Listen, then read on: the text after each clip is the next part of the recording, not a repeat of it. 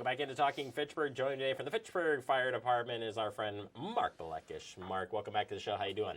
Good. It's good to be back. It is good to have you back. And today we're going to be focusing in on talking about open burning. Open burning. We've talked about it on this show in the past, but as things right now things are warming up a little bit. So no pun intended, but you start thinking about what my springtime activities are going to be, and one of those may be outdoor fire of some sort. Some sort, right? So it's that time of year where everybody's looking at all the branches that fell over the winter. They're starting to think about yard cleanup. What's the landscaping going to look like? I got to get this cleaned up. I got to pull weeds, do all of those things. And the obvious choice is always, oh, well, let's just burn it. There's rules because we live in a city.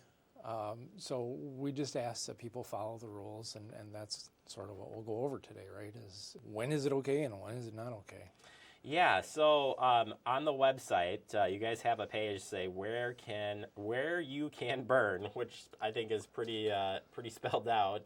There's an open burning section and then recreational fire section. So looking at the open burning part, starting just with what is the urban service area and maybe that discussionary point of open burning and what that means. So the urban service area is really broadly defined areas served by hydrants is really the most generic, quick and dirty way to define what is the urban service area. And the challenge is that's changing. We're not a shrinking community, we're a growing community. Mm-hmm. So areas that never used to be considered urban service area are now being considered urban service area. And that's a change for the people that live in that space to really a new set of rules in terms of what they can and can't do. So we get calls this time of year, 2, 3, 4 calls a day about these. Yeah, there is a map. So if you're on that website, there's a map right there that shows you kind of the line. Again, Mark's right, though. The development is happening, so it is growing. And it kind of splits like right down the middle of Fitchburg. If you're looking on the map, it's sort of like you got, again, the urban area, and then you got the everything else.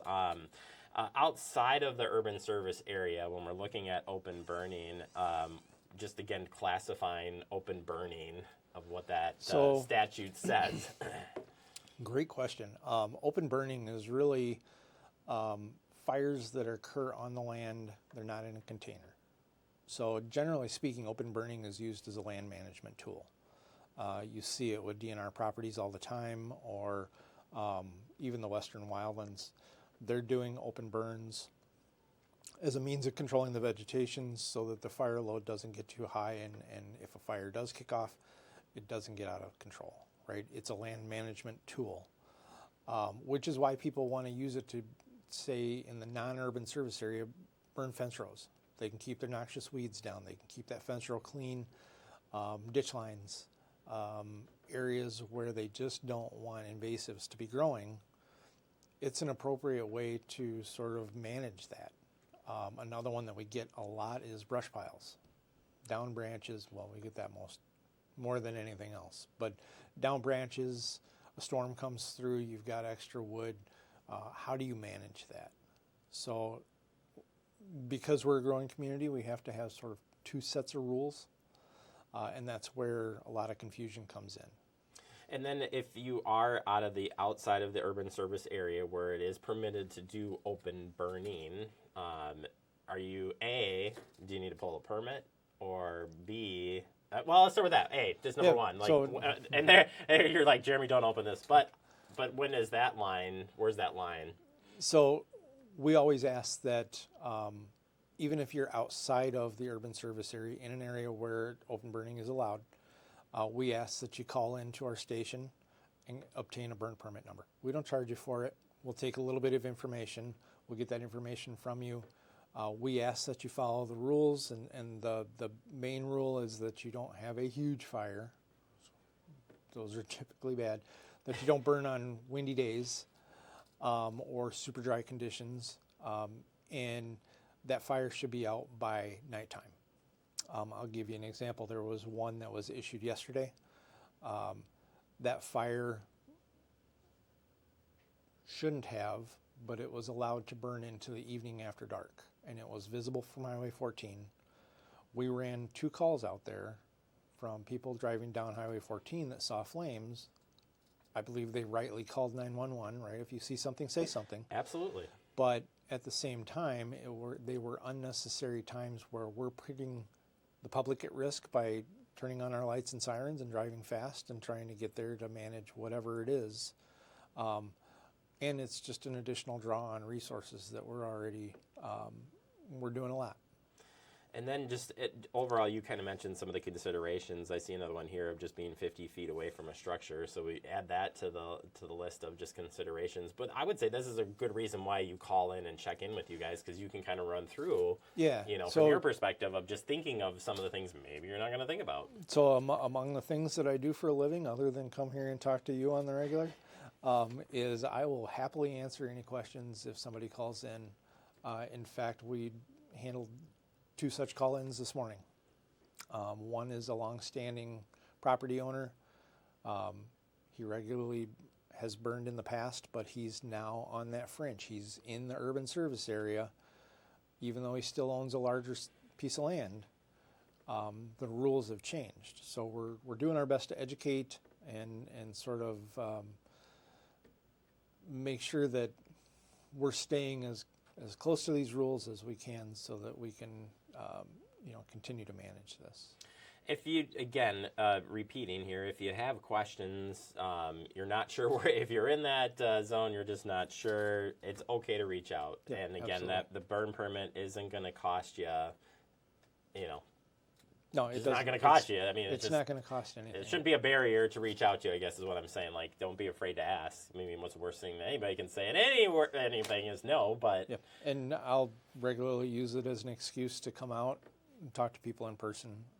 Phone's great, but in person is always better. So it gets me out. It gets me talking to people. I can see what they're looking at and talking about, and we can discuss it in person.